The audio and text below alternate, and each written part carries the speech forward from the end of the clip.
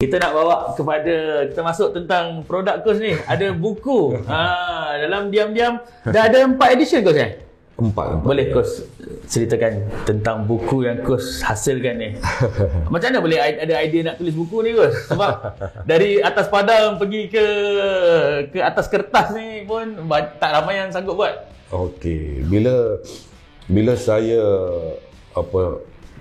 berpeluang menyertai NFDP dan saya berpeluang ke luar negara untuk belajar dalam bidang coaching, so saya rasa peluang yang saya dapat tak semua orang dapat kan. Yelah kita nak keluarkan duit sendiri, nak pergi Jerman, pergi England untuk belajar, memang tak lah kan. So saya rasa terpanggil untuk share apa yang saya belajar.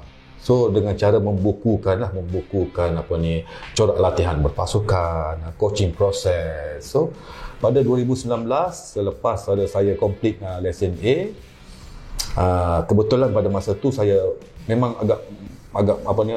agak free masa tu, selepas tim Perlis pada masa tu tutup selepas 2 bulan training.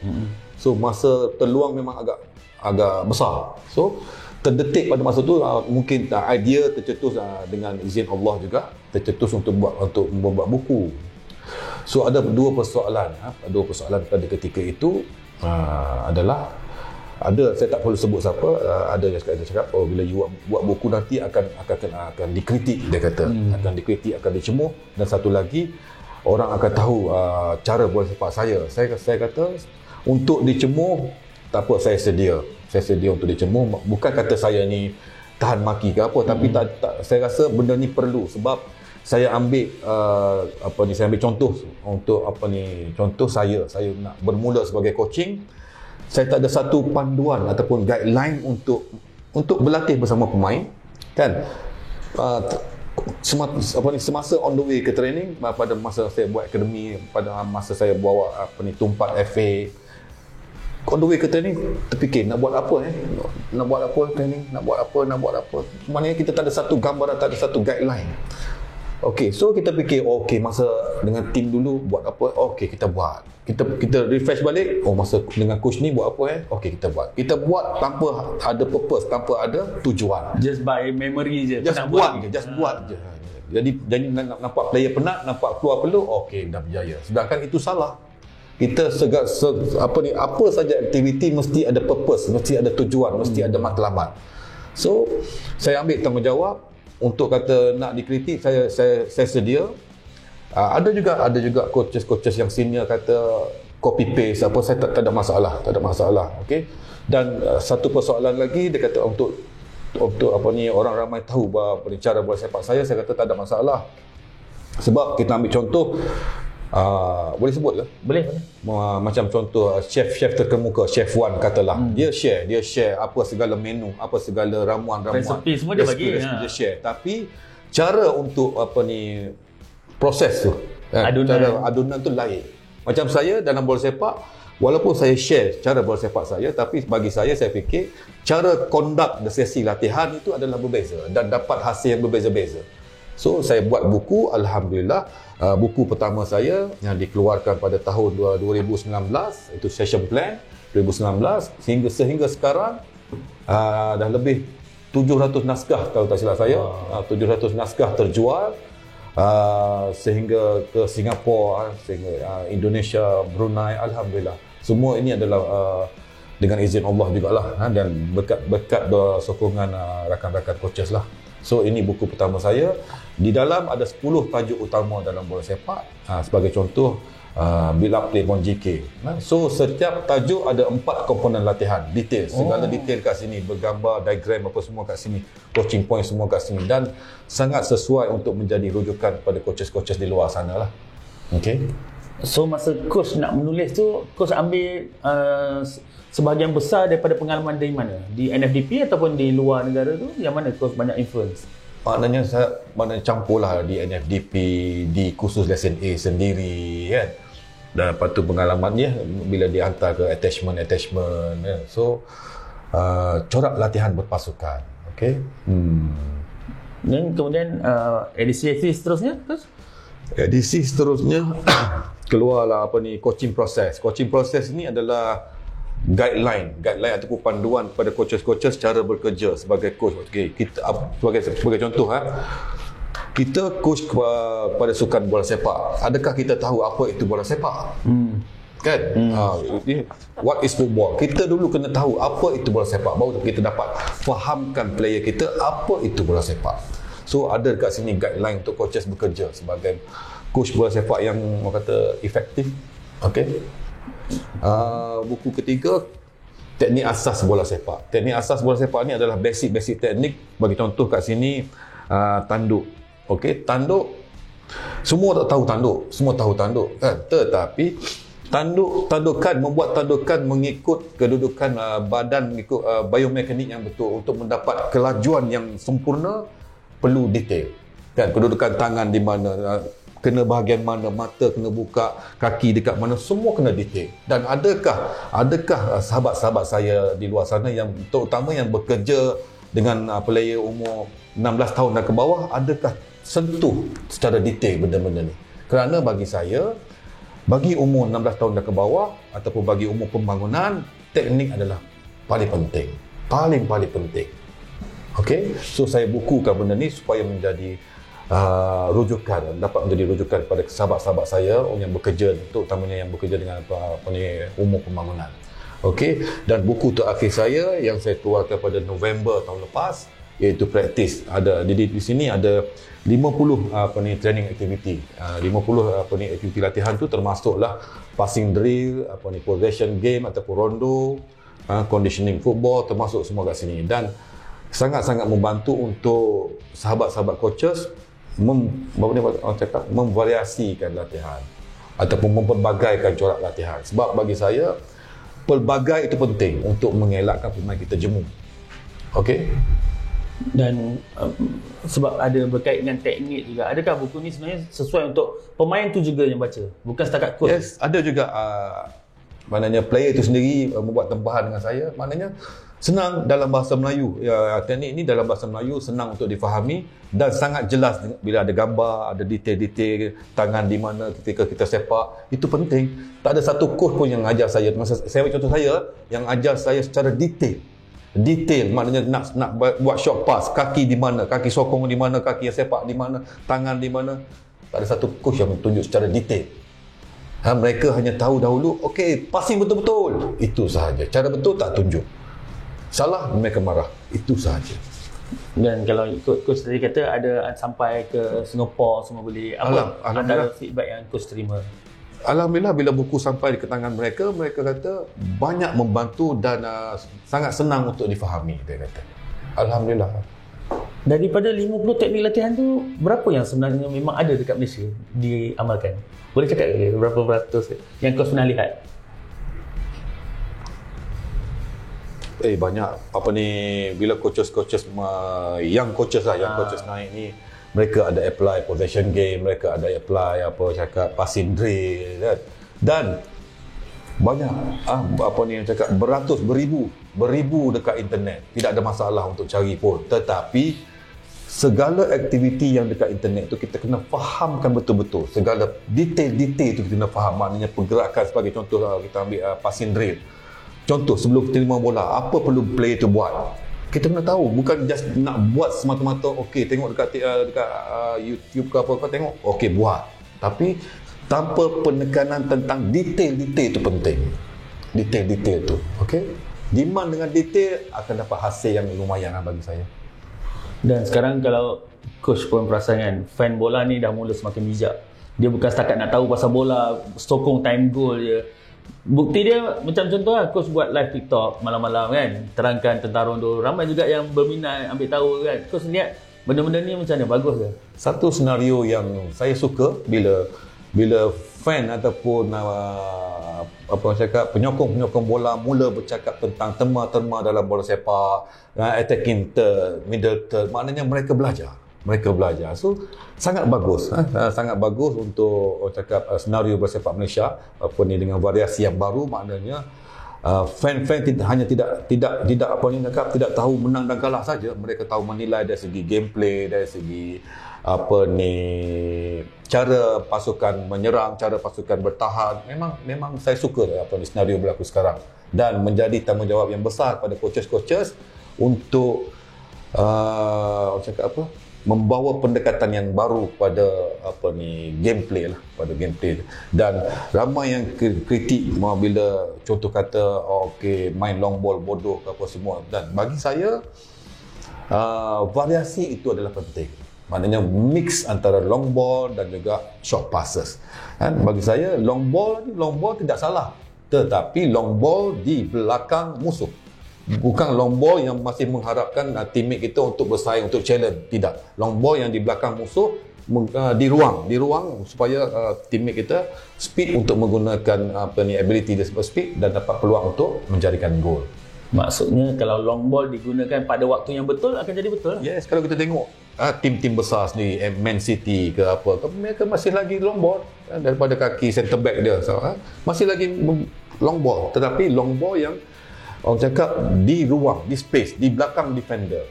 Dia tidak bagi long ball 50-50, maknanya ada kita dapat, ada kita hilang bola. Okey. Ketika sesi live saya, ramai yang bertanya tentang corak latihan kepada pemain-pemain umur U9 dan ke bawah.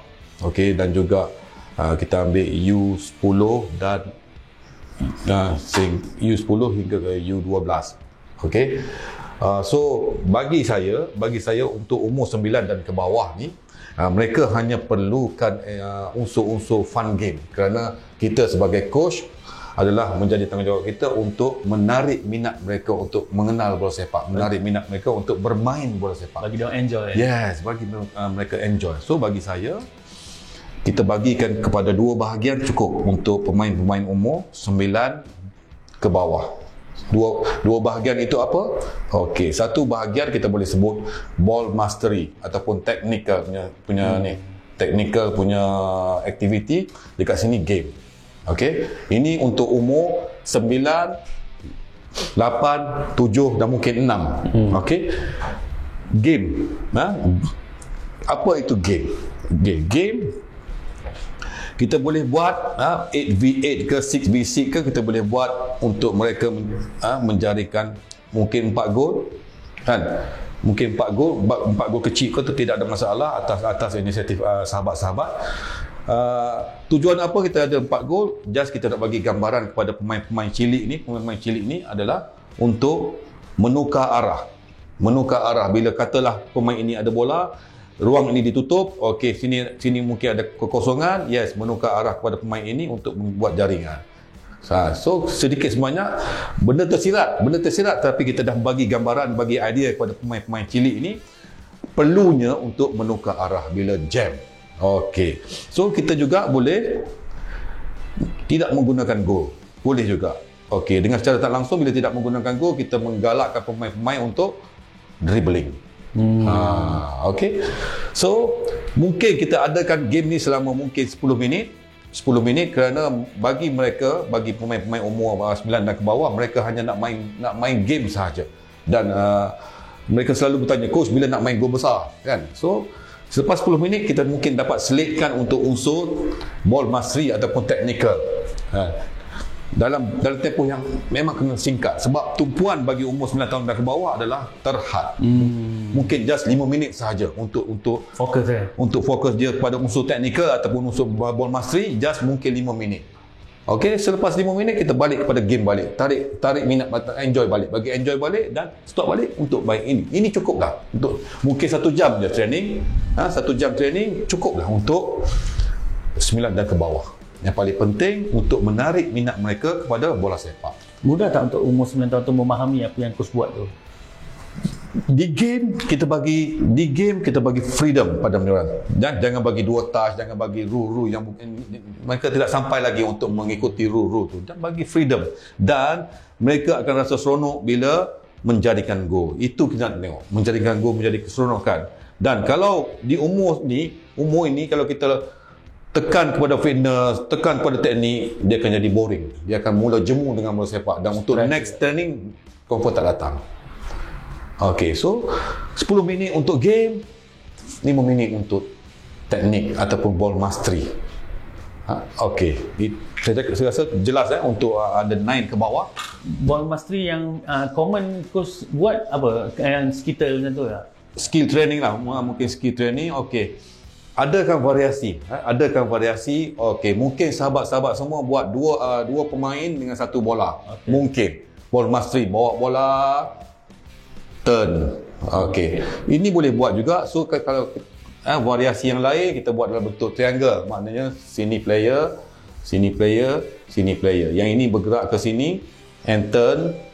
Yang ini turn, yang ini turn. Okey. So satu bola bawa mula pergi dengan kaki kanan, bawa bola kaki kanan, turn kaki luar, balik kaki kiri. Okey, kepada umur ini kita jangan letak pada 5 minit tu kita jangan letakkan 10 skill terus, jangan. Just mungkin 2, mungkin 3. Okey. Yang paling penting mereka dapat menguasai. Okey, yes. Variasi yang lain boleh buat dalam bentuk triangle. Banyakkan variasi supaya benda ni menjadi ada unsur humor bagi mereka, ada unsur fun bagi mereka. Okey. So untuk umur 10, 11, 12 dan mungkin 13, benda ini saya yakin berlaku masalah di akademi persendirian dan dari segi pembahagian kawasan padang. Kerana akademi, kita tahu akademi mungkin ada 6 kategori umur untuk kongsi satu padang. Macam mana nak buat? Satu padang untuk dikongsi 6 kategori umur, 6 kumpulan umur. Okey, so saya cadangkan kepada sahabat-sahabat buat sistem station bagi pada 3 bahagian. So di sini ball mastery ataupun teknik, di sini rondo, di sini game. Okey, katalah kategori umur 10 bermula di sini dulu, 11 di sini, 12 di sini. Okey, so selepas 10 minit ataupun 15 minit rotate 12 ke sini, 10 ke sini, 11 ke sini. Dan selepas 10 minit lagi rotate lagi. So dengan cara ini kita sebagai coach tidak kalut untuk buka marker lepas tu susun balik, just kita pada permulaan kita set up terus station and then rotation. Saya yakin jika anda buat cara station ni, latihan akan lebih lancar. Sesi latihan anda akan lebih lancar tanpa ada gangguan apa pun. Station tidak ada masalah. Mungkin anda tanya, boleh ke coach start dengan game dulu? Tidak ada masalah. Kadang-kadang kalau kita ambil contoh, player tu datang ada pagi dengan mood yang kita kata mengantuk lagi. Bila kita bagi main game terus mereka jadi enjoy. So tidak ada masalah. Okey. Okey, untuk 17 dan ke atas, untuk komponen latihan bagi umur 17 dan ke atas, kita pecahkan kepada 4 komponen. Komponen pertama iaitu passing drill ataupun passing practice. Okey, komponen pertama. Ini juga kita consider sebagai sesi warm up. Kita cuba elakkan player sampai lari 10 lap dulu, warm up, elakkan benda tu. Buat ini sebagai warm up, passing practice. Tetapi mesti tekankan kepada detail-detail yang saya cakap tadi lah. Saya sebagai contoh kat sini saya ambil variasi yang paling simple. Memang tak relevan lah lari keliling padang tu ke? Bukan kata tak relevan, tapi kita fikir dalam game untuk contoh padang kat sini kan, padang bola kat sini, untuk player lari katalah 10 minit lari pusing, ada tak berlaku di game yang player lari tanpa henti? Tak ada kan? So tidak relate dengan bola sepak. So apa sekalipun aktiviti mesti relate dengan bola sepak. So untuk passing, untuk komponen pertama tadi, passing practice kita panggil. Saya bagi contoh variasi passing yang paling basic. Okey, ini kita ibaratkan sebagai selempel. Ini pemain. So the detail yang kita patut tekankan kepada pemain adalah, sebagai contoh pemain ini. Okey, bila bola akan mula sini, bila bola ni travel, apa dia perlu buat pada pemain ini? Selalu kita perlu tekankan kepada pemain-pemain kita mesti ke bola untuk terima bola. Sebab kita anggaplah ini sebagai slalom pole ni ataupun ni sebagai musuh yang marking kita. Okey, berdiri di sini, sini musuh. Okey, bola travel, apa selalunya musuh akan buat? Dia akan terkam bola kan. So, kita terapkan kepada pemain-pemain kita supaya mereka ke bola untuk terima bola. Dan jika ini kita tekankan di sesi latihan pertama kita passing drill, tekankan benda ni, mereka akan bawa benda ni ke game. So alangkah apakah hasil yang kita dapat. Okey. Yang pertama, you must go for the ball to receive the ball. Yang kedua, jika dua touch, sentuhan pertama mesti ball away from musuh. Bermakna menggunakan kaki kiri kan, jika musuh ni bergerak ke sini, musuh di sini, kalau dia kontrol bola ke kaki kanan, dia akan membuka ruang untuk musuh cucuk bola. So gunakan kaki kiri dengan first touch ke sini, maknanya bola masih jauh dan membuat hantaran ke sini. Larikan bola dari opponent. Yes, first touch away from opponent. Ataupun kalau kata first touch daripada bola daripada kanan, first touch ke kiri. Tukar direction. Okey. Benda tu walaupun nampak kecil, mungkin kita nampak kecil, tetapi impact dia besar di game. Kerana selalunya pemain kita terima bola akan stop, akan matikan bola dan dia akan membunuh momentum pergerakan. Dan masa sama juga bila dia stop bola, dia mula nak dongak, musuh datang, hilang bola. Okey, so terapkan benda ni. Walaupun nampak kecil, bila anda terapkan benda ni di training, habit tu melekat pada badan, pada diri pemain-pemain anda akan nampak perubahan besar di game nanti. Okey. So, katalah sini memerlukan pemain ini untuk pass back kepada ini. Okey. Arah bola juga menentukan pergerakan pemain-pemain. Jika pemain ini dah tahu dah, yang ini mesti passing ke sini lepas ni.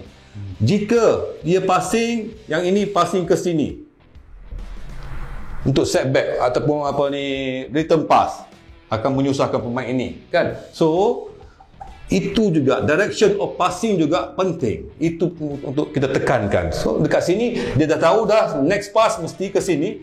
Just bola ni travel, just tolak sini sahaja untuk player ni datang, pump ke sini.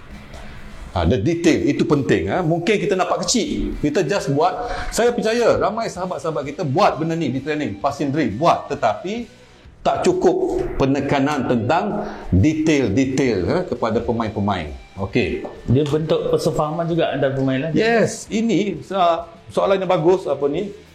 Passing practice ataupun passing drill, dia melibatkan segala pergerakan dalam bola sepak. Kita ambil contoh sini, pass and support. Okey, setback. Okey, sini dah menjana, dah memerlukan pemain ketiga. Jadi kita consider pemain ketiga, kan? Pemain pertama, kedua, ketiga. Dah memerlukan pemain ketiga untuk mencipta passing line. Itu berlaku di game, kan? Tetapi di sini mungkin tak ada musuh.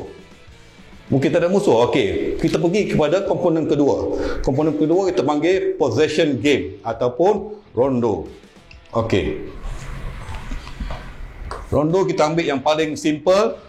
Paling simple rondo.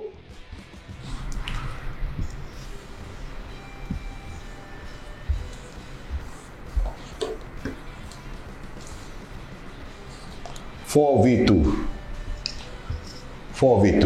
Okey. Kita anggap biru ni sebagai bola. Okay. Kita anggap biru sebagai bola. 4v2. Ini paling basic rondo. Okey. So, kalau tadi passing practice tadi, segala pergerakan dalam bola sepak berlaku di situ, tapi tanpa musuh. Sekarang musuh ada tetapi kurang. 4v2. Apa yang perlu kita tekankan kat sini? Okey, selalu tekankan kepada pemain-pemain, selalu memberi peluang tiga passing line kepada yang ada bola. Contoh sini 1, sini 2, sini 3. Memberi ataupun mencipta 3 passing option kepada pemain yang ada bola. Selalunya di game pemain kita bila ada bola mungkin ada satu pilihan sahaja. Bila ditutup, pilihan ini ditutup, kena tekan, just tendang buta. Okey, itu berlaku di game. Buat benda ni, biar selalu pemain ini bergerak. Selalunya pemain kita, kalau kita dulu, istilah dulu, rondo ni, kalau kita dulu sebut apa? Kaku. So pemain-pemain hanya berdiri kaku saja. So paling penting bila bola ni travel, bila contoh bola ni travel, yang ni dah ready dah untuk support, bina sudut untuk support, untuk membantu yang ada bola. Itu kita perlu tekankan. Coaching point lagi untuk kita tekankan pada aktiviti rondo ni. Okey, contoh yang ini. Yang ini kedudukan defend kat sini sudah menutup ruang untuk pemain ini passing kat sini kan. So yang ini jika pemain ini ni sebagai tangan dia, bermakna body position dia hanya menghadap pemain yang ada bola. Itu tidak betul, kerana apa yang dia boleh buat hanyalah bila bola ni travel hanyalah hantar sini balik. So sepatutnya body position dia mengiring ataupun half turn. Dia nampak kawan yang ada bola dan juga dia nampak kawan yang ada bola, juga dia nampak pemain ketiga, supaya bila bola ni travel pada dia dengan first touch dia dah boleh membuka space yang lain untuk menghantar bola kepada pemain ketiga. Okey. So itu apa yang patut kita tekankan kepada pemain yang ada bola, ataupun kita panggil pemain yang keep possession, ataupun kita panggil keadaan menyerang ketika ini, menyerang ada bola. Okey.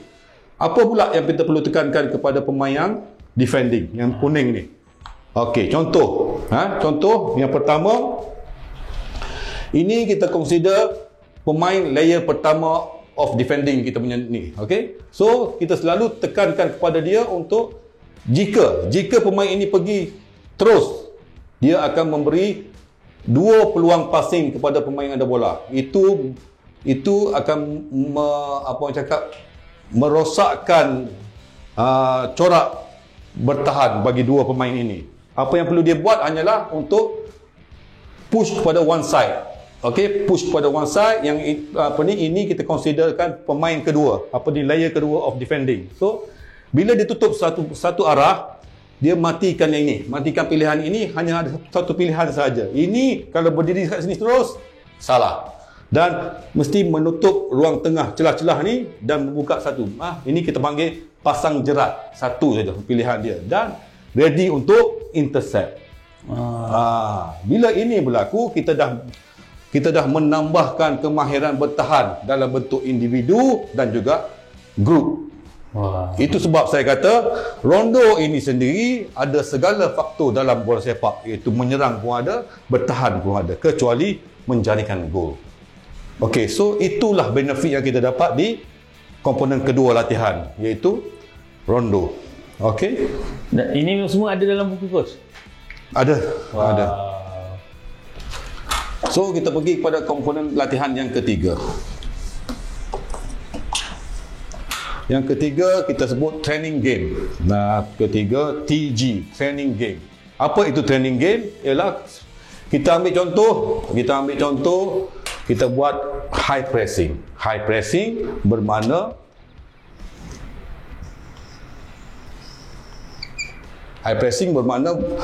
kejadian itu berlaku di attacking third. Untuk goal post kita punya team, kita angkat ke 3 suku padang. Okay. Sebab kita tak guna defending third untuk tajuk high pressing. Kita tak guna defending third, kita guna sini sahaja. So kita kawasan specific field area kita gunakan. Maknanya di attacking third, kita angkatkan goal post kita sini. Ini untuk komponen ketiga. So kita banyakkan situasi bola bermula daripada keeper musuh, sebab tajuk high pressing. Okay. Coach patut berada di mana? Berada di belakang line, baru kita nampak kita punya player, cara mereka pressing. Okey, di sini untuk tengok dari belakang macam mana pergerakan player ketika membuat pressing. Okey, itu komponen ketiga latihan, di mana kita gunakan spesifik area ketika di padang, bergantung kepada tajuk kita pada hari itu. Okey, so komponen keempat ataupun komponen terakhir untuk training kita adalah game training. Game training, okey, kita main full field, padang penuh, full field, 11v11. Normal game 11v11. Dan kita tengok adakah player kita apply untuk apa yang dia belajar sini dan sini. Maknanya di 3 komponen ni, satu tiga komponen ni, tugas untuk player adalah learning. Coaches adalah teaching. Di ketiga-tiga komponen tadi, 1, 2, 3, yes, learning process dan teaching process berlaku. Di komponen keempat, untuk player, apply apa yang dia belajar. Untuk coaches, just observe. Maknanya coach berdiri dekat luar, just observe. Mungkin ada berlaku mistake, just coaching on the run kita panggil. So itulah proses perjalanan sesi latihan. Ia berpandukan kepada tajuk yang kita nak terapkan. Okey, so daripada mana tajuk kita nak pilih? Daripada mana tajuk? Tajuk ataupun daripada mana kita nak mencorakkan latihan kita? Mencorakkan latihan adalah datang daripada masalah tim kita. Kalau tim kita masalah dari segi defending, okey, tajuk dia apa? Okey, mungkin untuk improvekan defending di bahagian mana? Defending third mungkin. So, segala tu adalah berkaitan dengan tajuk. Okay, Coach, sebelum kita mengakhiri sesi yang penuh dengan ilmu ni, Coach, boleh tak Coach bagi tahu? Sebab saya rasa akan ramai yang tanya mana nak dapat buku ni, Coach. Okey, soalan yang sama yang saya dapat pada ketika live saya. Okey, saya sebenarnya dalam tempoh-tempoh terakhir tentang penjualan buku ni, kerana bila start season saya dengan tim saya terpaksa lupakan sekejap. Pasal lupakan tentang penjualan buku kerana saya tumpukan sepenuh perhatian kepada persiapan pasukan saya. So, untuk tempoh terakhir ni saya bagi harga special, harga daya runtuh, yang mana beli secara package akan dapat harga special. Package 4 buku. Di mana nak dapat? Buku saya tidak terdapat di mana-mana kedai kerana saya tidak menggunakan mana-mana ejen untuk memasarkannya. Saya hanya pasarkan sendiri sahaja. Boleh PM saya, boleh WhatsApp saya jika ada nombor saya, ataupun boleh ke TT saya untuk rujukan video-video kat sana, dan juga ada nombor telefon saya di sana untuk hubungi saya tentang penebahan buku-buku ini. So just kat TikTok tu search Wan Rohaimi lah. Yes. Saya pun jumpa Coach dekat TikTok saya, antara penonton tegar live TikTok. Okay, Coach, saya ucapkan terima kasih kerana sudi bersama kami di Harimau Malaya. Minta halal ilmu yang Coach kongsi hari ni, Coach, ya. Dan pada anda semua, teruskan support kami di Harimau Malaya, follow semua social media kami, subscribe YouTube channel kami. Sokongan korang lah yang akan menentukan kami akan dapat survive dalam bidang ni juga. Okay, so jumpa lagi untuk konten terbaik seterusnya. Teruskan support kami. Assalamualaikum, bye bye.